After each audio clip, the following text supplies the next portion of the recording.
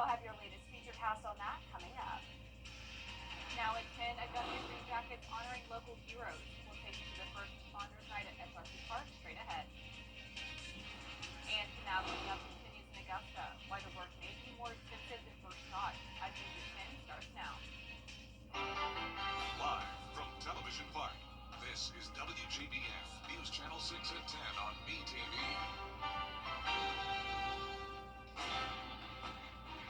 Good evening, I'm Isabella Moody. Thank you for joining us.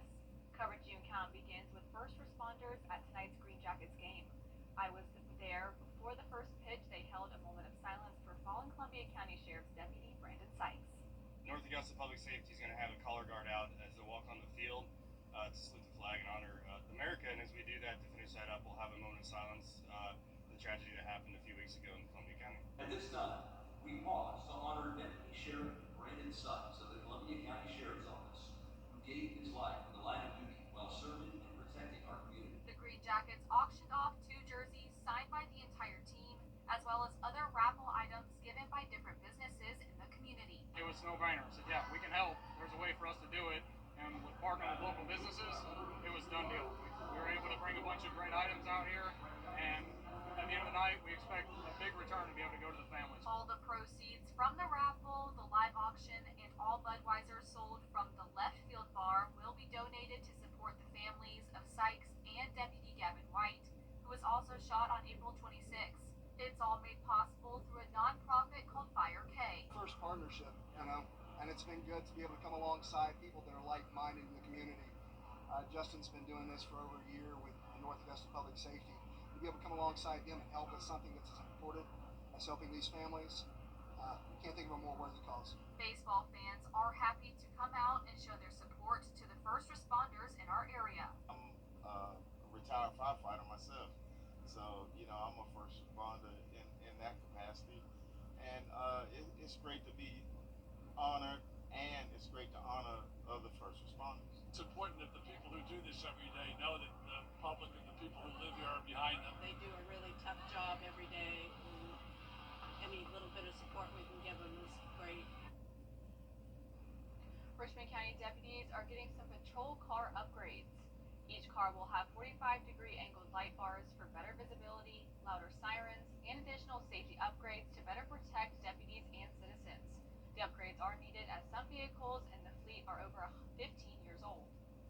I think the biggest takeaway from this is the improved overall safety, and that's the purpose of the light bars and the sirens. The vehicles themselves, they pretty much stay the same as far as the build of them, the interior.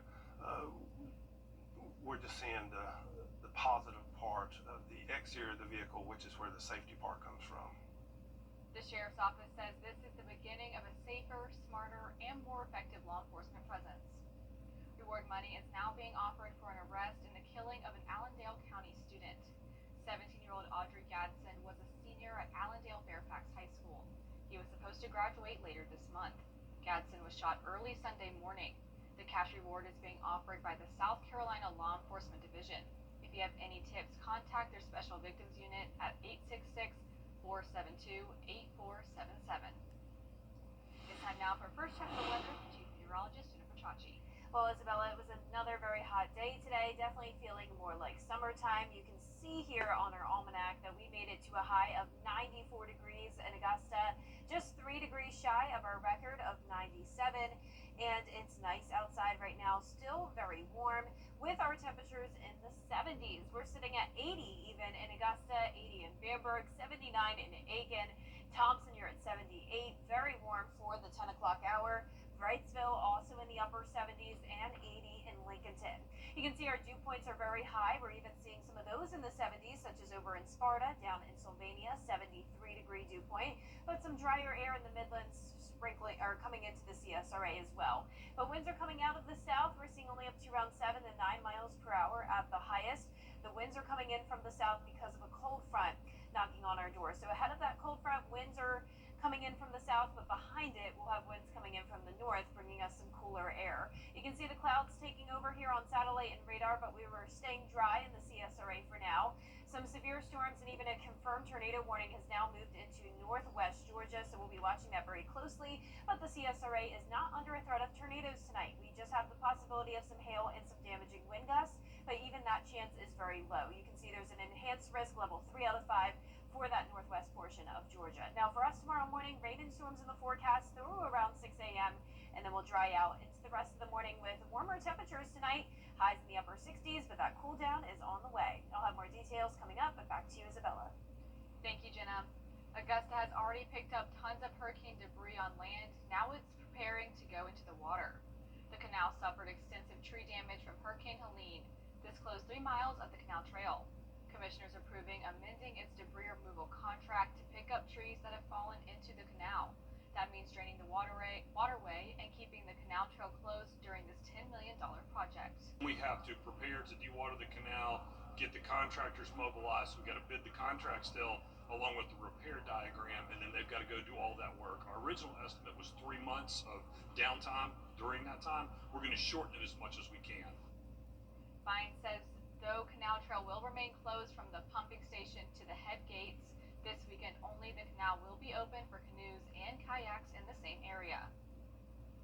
We're getting an inside look at what the arena is going to look like. The Coliseum Authority and engineers hosted a hard hat tour this morning where we got a first look at the construction site.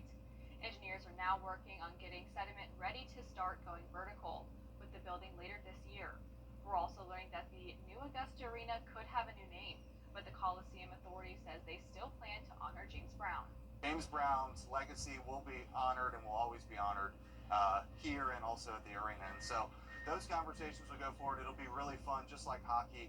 It's going to be fun to roll out, which business is going to be on the side of the building. It'll be fun to roll out the name of the hockey team, etc.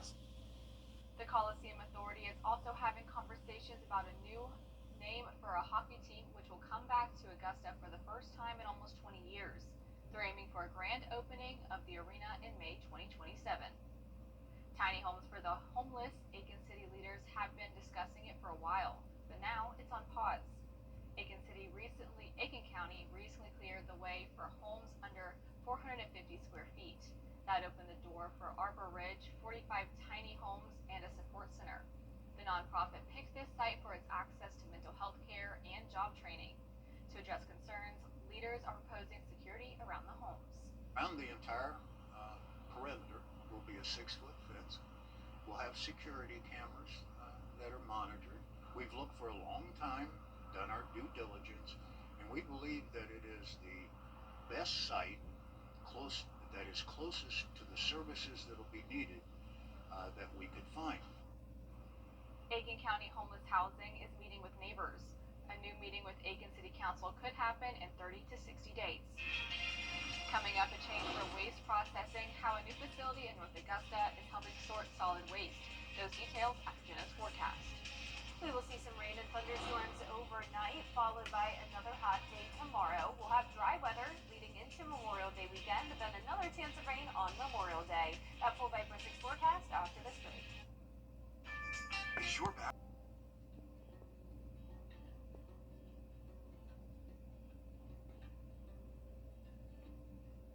When we have the food we need, we are at our best. We push further. We rise higher. We unlock our full potential. When we are at our best, we have more to offer the world around us.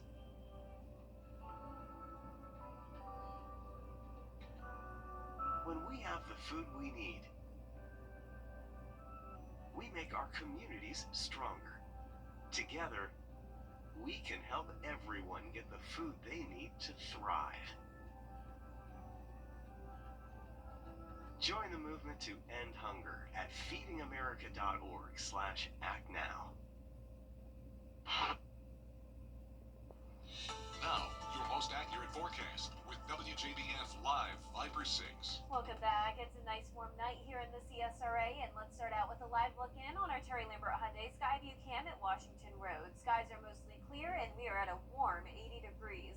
A southwest wind of 6 miles per hour, and dew points still pretty muggy in the middle 60s. A lot of us still at that 80-degree mark, other places in the upper 70s. And you can see here on satellite and radar, we have the mostly clear skies into around Richmond County. But back towards the northwest, clouds are creeping in, and it's all due to this approaching cold front. So we are tracking severe weather from the Midwest down to northern Alabama. That's where there's been confirmed tornado warnings today. And one of those confirmed tornadoes is now into DeKalb County, Alabama, and that is right along the border of Georgia. So northwestern Georgia is under the gun for the chance of some strong tornadoes tonight. But don't worry, when you're going to bed tonight, this line will weaken significantly by the time it gets to the CSRA. You can see that enhanced level 3 out of 5 risk over parts of Atlanta, but as we get into the CSRA, it's just a slight risk for our far northern tier. That's places like McCormick, Lincoln, Wilkes, and Tulliver County.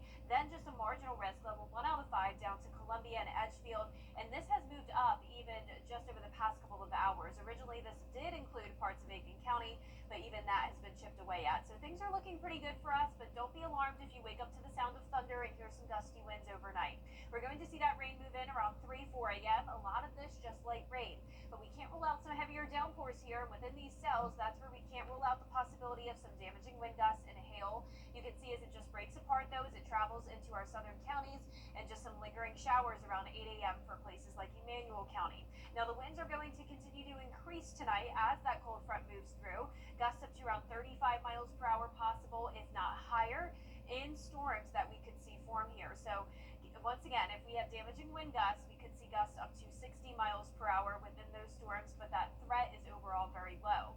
Now, it's not going to be a washout for a whole Wednesday. In fact, we'll be back to sunshine by the late morning. Temperatures quickly climbing into the lower 90s, and you can see those high temperatures will be taking a much needed dip, though, down to below average for a change Friday and Saturday until we warm back up for Memorial Day weekend. But what we're all looking forward to, I'm sure, is this lower humidity. Still muggy tomorrow, but dew points fall down to the 40s on Friday. Now, we do need some more rain. We're still seeing that first phase of drought for some of our region, but the chance of rain for today was at 0%. We've already picked up 4.5 inches for the month of May, which has definitely helped with our drought, and we'll be watching for the chance of some more showers and storms on our Memorial Day. You can see our 10-day forecast is showing those rain chances continue into all of next week, with temperatures warming back up. We'll briefly cool down to a low of 54 Saturday morning, but the lows next week go back into the 60s. Now back to you, Isabella. Thank you, Jenna. A ribbon cutting was held for the new North Augusta Solid Waste Transfer Station. Unlike the landfill, the North Augusta Transfer Station will not store waste permanently. Instead, it will serve as a middle point in the waste management process, allowing for efficient sorting of solid waste before it is moved to a landfill or another treatment facility. This will be an income producer for us. It's going to allow us to control our cost. And now that we're recycling again, clean recycling, this is going to allow all that bulk, all that yard waste, everything else that is bad to be able to be dumped into a truck and take to the landfill.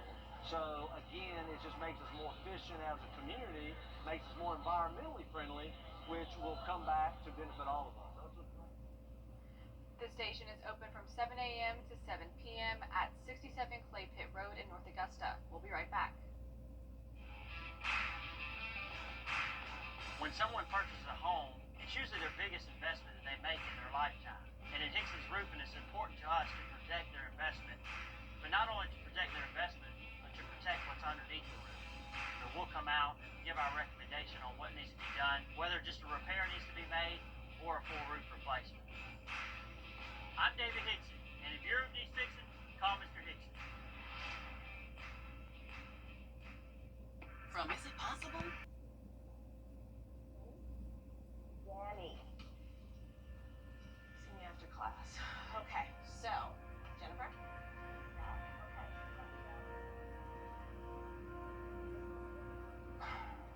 Annie, I received this notice from school.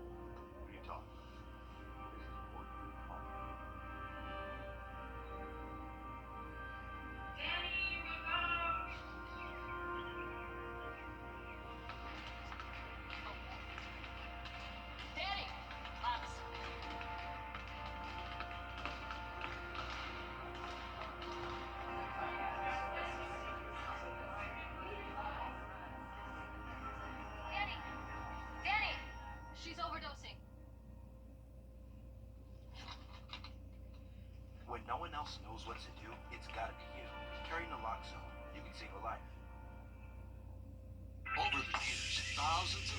gotten their hands on one. And who knows, you could be next. Win your very own Good Morning Augusta coffee mug at WJBF.com/coffee club. Sponsored by Honda Cars of Aiken. The son of a victim of a man scheduled to be executed is speaking. His name. You would say it every time Norm walked in. How does it feel, sound, Norm? I don't know, Coach. I usually finish it before they get a word in. The after George Wendt playing the funny, lovable, beer-loving bar fixture Norm Peterson on Cheers for 11 seasons. He was always there, right at the end of the bar. Bars can be very sad places. Some people spend their whole lives in a bar. Just yesterday, some guy sat right here next to me for 11 hours. There was that prickly but lovable friendship with Cliff Clavin, the mailman. I have impossibly high standards for a woman. Yeah, she has to like you, right? Role earning George Wendt 6 consecutive Emmy nominations for Best Supporting Actor. You know what I think the most important thing in life is? It's love. You want to know what I love? Beer, Norm? Yeah, no, quick one. In fact, it was 32 years ago tonight, the final episode of Cheers aired. The cast reuniting on last year's Emmys, recreating the bar. And if somebody has the envelope, we can present the award. Yeah, one right. George Wendt was often asked if the beer he was drinking was real. He says it wasn't, but on GMA with Charlie Gibson, he did reveal this. I did a great deal of preparation for that role. You know, it's a lifetime. Live the part. Yeah. You know, I did put on like 75 pounds for the role, much like Robert De Niro did for Raging Bull. I know. Well, you have to make these sacrifices, and probably learn to drink a little beer. Yeah. He'd go on to star on Broadway, but it was always his iconic role sitting on that bar stool and his wisecracking one-liners that are remembered most. Tonight, his family saying he passed away peacefully in his sleep at home at the age of 76, saying George was a doting family man, a well-loved friend, and confidant to all of those lucky enough to have known him. Afternoon, everybody. Oh, Norman. Well, what would you say to a nice beer, Normie? Going down.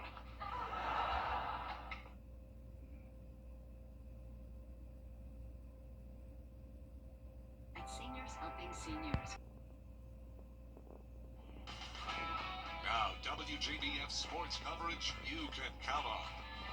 The Georgia High School Association concluded the second and final day of the Golf State Championships with one local team competing at Bartram Trail Golf Club. The Washington Wilkes Tigers boys golf team was one of the teams competing in the 1A D2 state championship. Now, other teams in the field included Brooks County, Seminole County, Georgia Military College Prep, and state champion Lake Oconee. Now, although they did not walk away with the state title, it was a special season to remember, especially for the seniors. It means a lot.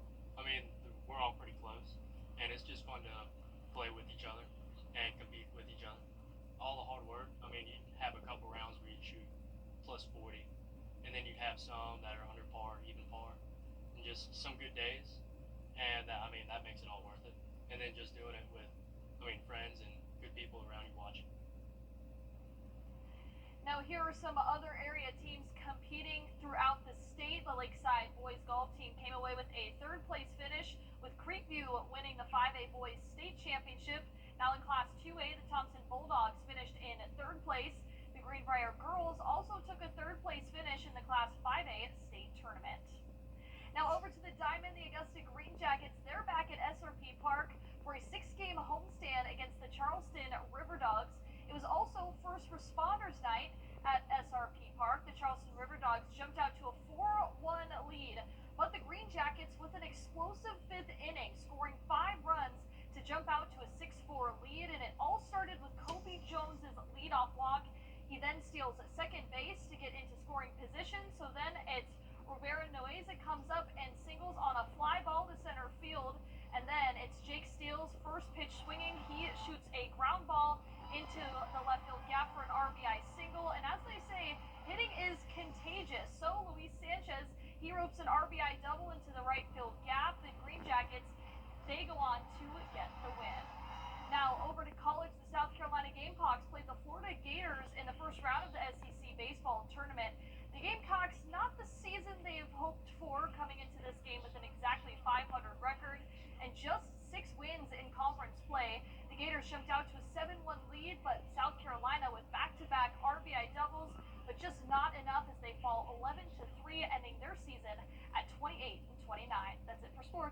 back.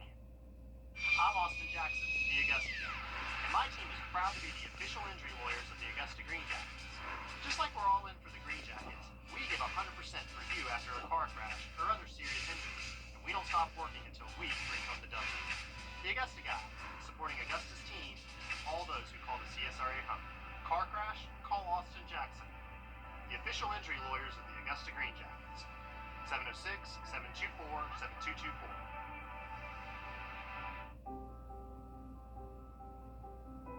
It's traumatizing when you have a sick child. Then you are tired, very, very tired. The doctors told us, you are a part of the medical team. You need to sleep, eat, drink, shower, because when you are healthy, you can take care of your child. The Ronald McDonald House is next to the hospital.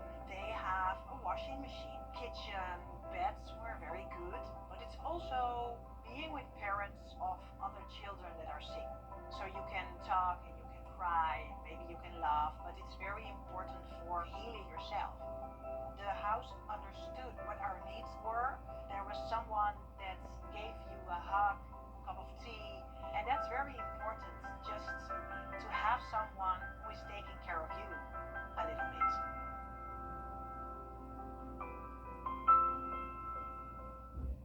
This spring,